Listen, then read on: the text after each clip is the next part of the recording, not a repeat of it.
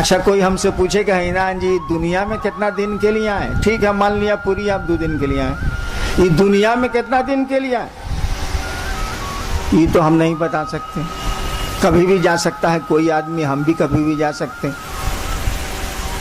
तो अब इतना सामान कहला हिनान जी इकट्ठा कर लिए, मकानों बना रहे हैं, तो गाड़ियों रख रहे हैं, तो यो कर रहे हैं, तो वो कर रहे हैं, सोच रहे हैं कि पुतवा केने रहेगा, सोच रहे हैं कि नतिया केने रहेगा, इतना बोझा इकट्ठा कर लिए। देखिए वहां समझ नहीं काम कर रही है, पूरी आने में समझ काम कर रही है कि 2 दिन का सामान लेके चलो। आज दुनिया में कितना देर के लिए आए हैं, इसमें समझ हमारी आपकी नहीं काम कर रही है। गुरु इसी समझ को देते हैं, और जैसे जैसे गुरु इस समझ को देंगे, हाय हाय और हंगामा मन का कम हो जाएगा, मन का शोर घट जाएगा। जो हम लोग हाय हाय करते हैं, ही नहीं हुआ, वो नहीं हुआ, वो नहीं हुआ, मन समझने लगेगा जाने की जगह है यार, कितना हंगामा करना है, काम चलाओ। यहाँ कोई रहने आया है, हमारे पूर्वज भी नहीं रहे, कोई रहने आया है जो हम रहेंगे, चलो काम चलाओ यार। यहाँ क्या है, हमारा आपका घर तो नहीं है, हम सभी यहाँ यात्री हैं, कुछ दिनों के लिए आए। यही ज्ञान गुरु देते हैं, यही समझ गुरु देते हैं, और इस जीवन में बदलाव आता है। ऐसा नहीं है कि मरने के बाद गुरु बैतरणी पार कराते हैं, जी ना। इस जीवन में वो आपको जीवन के दुखों से, जीवन के संघर्ष से, जीवन की तकलीफों से मुक्त करते हैं, हटाते हैं गुरु। हम लोगों ने कहा उस शिव को अपना गुरु मानिए, बना के देखिए, सोचिए कि शिव मेरे गुरु हैं। आइए देखें कि क्या जिज्ञासा आई है। एक भाई की जिज्ञासा है कि विशिष्टता में किसी भी तरह की वंदनाएं खान-पान आदि की क्यों नहीं लगाई जा रही है। एक भाई ने पूछा है कि शिव शिष्यता में किसी तरह की वर्जना, रोक, वर्जना माने रोक, प्याज नहीं खाना है, लहसुन नहीं खाना, ये नहीं करना, ये नहीं करना है, सिगरेट नहीं पीना है, शिव शिष्यता में किसी तरह की वर्जना क्यों नहीं लगाई जाती है, रोकते क्यों नहीं हैं आप लोग? हम चर्चा के शुरू में ही आपको कह दिया था कि इस कार्यक्रम में हम लोगों में से कोई गुरु नहीं है। हम लोग शिव को अपना गुरु मानते हैं, शिव हमारे गुरु हैं। एक बात बताइए, गुरु शिष्य की परंपरा में, शिक्षक छात्र की परंपरा में कानून किसका चलेगा, लड़का का कि मास्टर का? स्कूल में कानून किसका चलेगा, लड़का का कि मास्टर साहब का? नियम किसका चलेगा, लड़का बनावेगा से कि मास्टर साहब बनावेंगे से?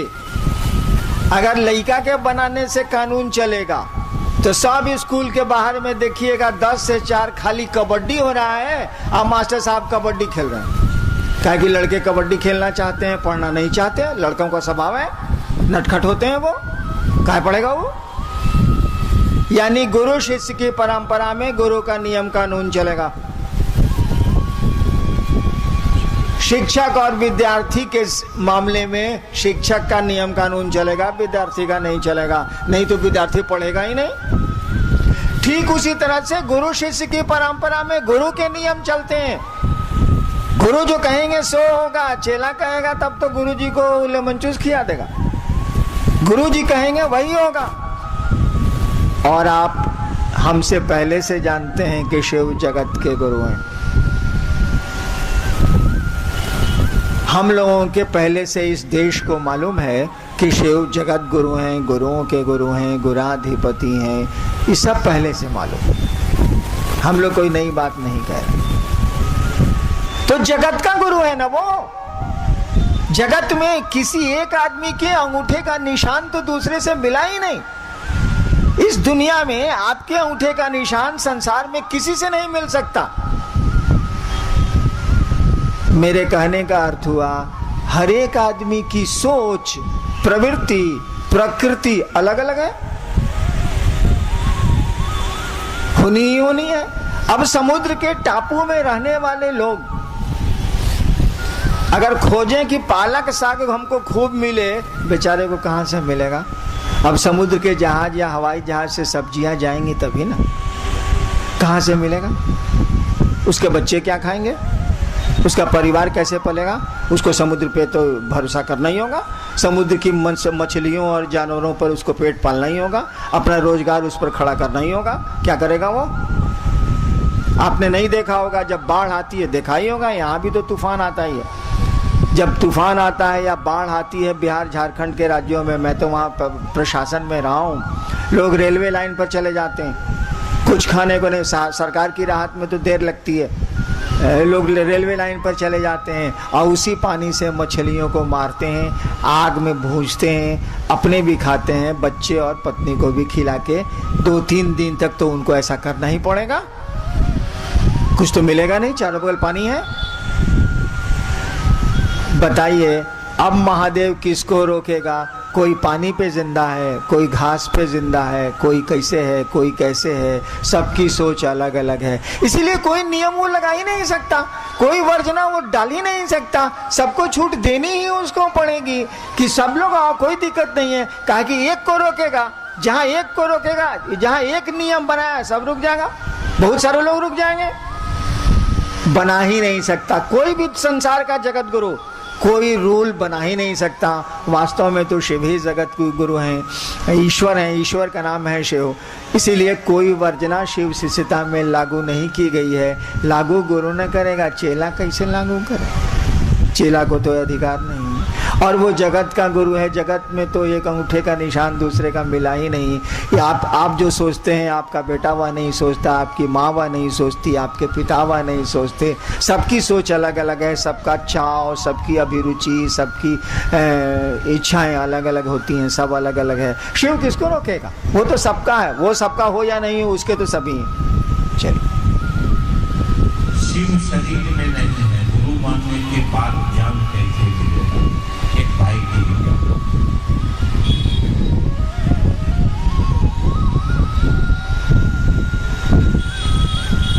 एक भाई ने पूछा है कि शिव शरीर में नहीं है तो ज्ञान कैसे मिलेगा? थोड़ा सोच के सवाल करना चाहिए था आपको। धरती पर बहुत सारे गुरु नहीं है, शरीरधारी बहुत सारे गुरु नहीं है। भगवान बुद्ध नहीं है, भगवान रजनीश नहीं है, बहुत सारे गुरु हैं जो अब शरीर में नहीं है। कितना नाम गिनाए। और आज भी वो गुरु हैं और लोग उनके शिष्य बन रहे हैं और शिष्य हैं। गुरु को शरीर से कुछ लेना देना नहीं। बहुत सारे गुरु धरती से चले गए, हाल तक गए हैं लोग, और उनकी शिष्य परंपरा, गुरु शिष्य परंपरा आज भी चल रही है और वो आज भी गुरु हो रहे हैं।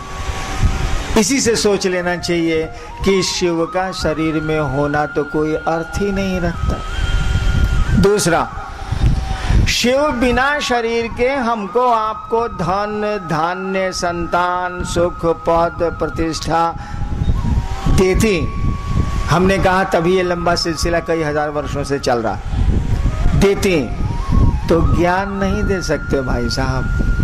मैंने वो पैसा दे सकता, बेटा दे सकता, बीमारी से दूर कर सकता है, उसके महामृत्युंजय मंत्र के जप से रोग हटाए जा सकते हैं, जैसा चलता है हटाए जा सकते हैं। तो बिना शरीर के वो सब दे सकता, लेकिन अकेलवा बिना शरीर के नहीं दे सकता। नहीं तो पैसवा कैसे देता है? मनी ऑर्डर करता है कैलाश से। कहा भाई जी वो दे सकता है, जिस तरह से वो धन देता है आपको ज्ञान भी दे सकता है। आप लेना नहीं चाहते, धन और ज्ञान में यही अंतर है। धन का बंटवारा हो सकता है लेकिन ज्ञान का बंटवारा नहीं हो सकता। जब तक कि कोई ज्ञान लेने की इच्छा नहीं रखे, ज्ञान लेना नहीं चाहे। इसीलिए गुरु का कहा जाता है कि गुरु का शरीर में होना आवश्यक नहीं, जरूरी नहीं। और कितने गुरु गए धरती से, आज भी गुरु हैं वो। कितने गुरु चले गए, शरीर में नहीं है तब भी हैं गुरु। अब नाम हमसे कहला लिवाइएगा, लेकिन आप जरा सा सोचिएगा तो आपको लगेगा कि ये लोग तो शरीर में नहीं हैं और उनकी शिष्य परंपरा चल। एक भाई की जिज्ञासा है कि कहा जाता है कि मोक्ष मूलम गुरु शिव को गुरु मानने के बाद दया मानने के लिए कहा जाता है। कुछ नहीं शब्द का अंतर है। कृपा और दया में थोड़ा सा अंतर है बस।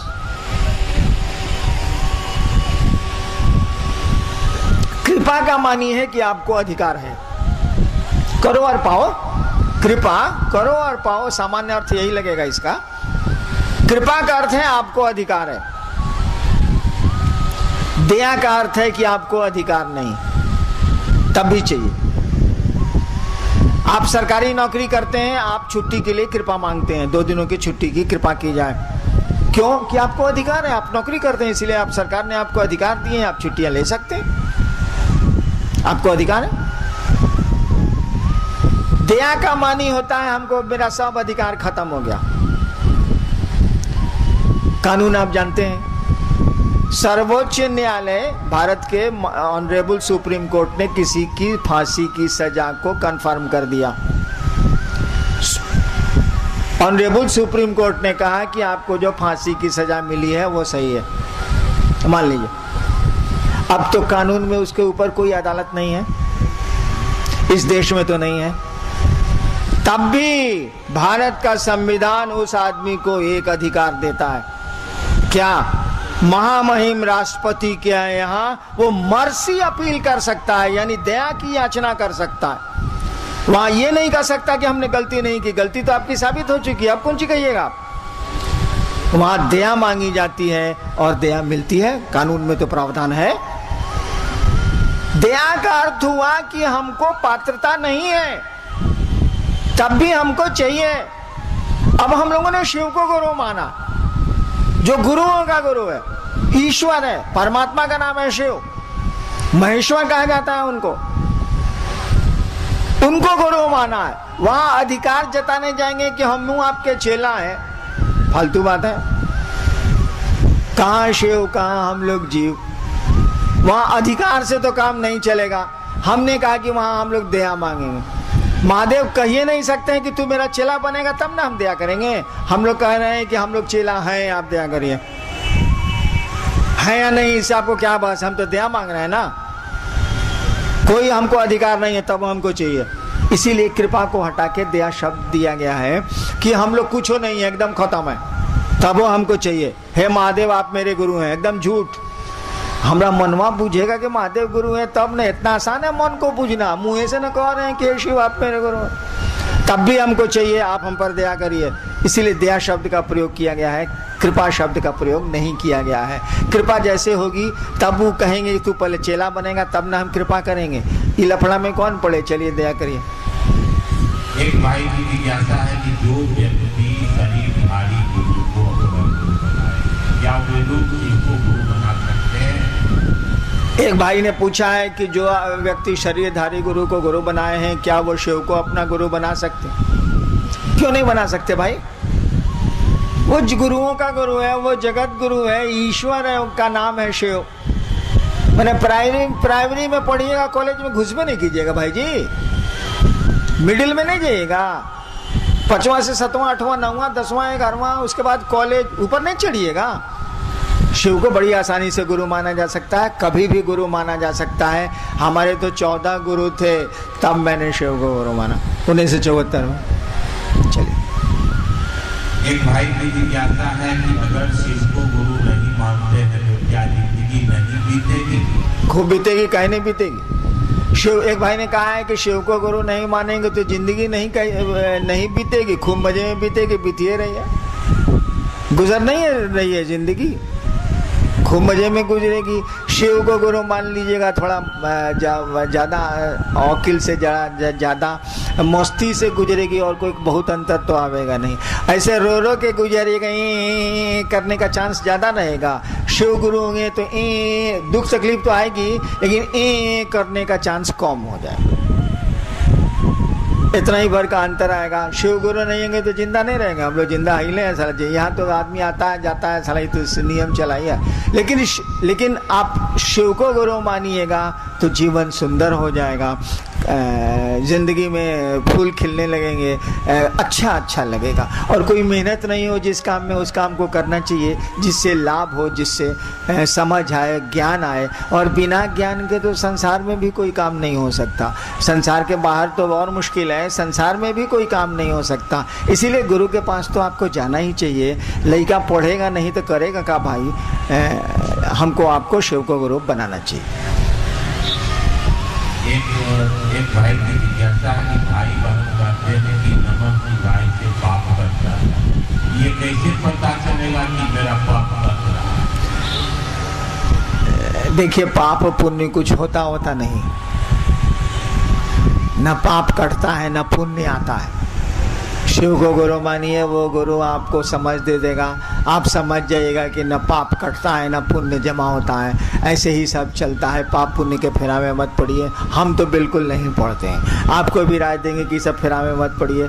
जो ठीक लगता है, जो समाज के लिए ठीक हो, जो गुरु कहते हैं उसको करिए, बाकी छोड़िए क्या होता है क्या नहीं होता है, कितना माथा खराब करिए। चलिए, जिज्ञासा खत्म, छोड़ दी। इस पावन स्थल जगन्नाथपुरी में शिव गुरु महोत्सव का आयोजन, आप बैठे रहेंगे, अभी 5 मिनट और कार्यक्रम चलेगा, आप बैठे रहेंगे। आयोजन,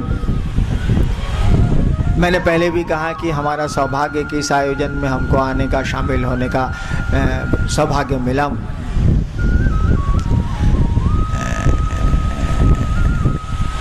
मैं महादेव का चेला, शिव मेरे गुरु हैं, मैं शिव का शिष्य, आपको क्या दे सकता हूँ। ऐसे भी महादेव दिखने में भी फक्कड़ दिखता है,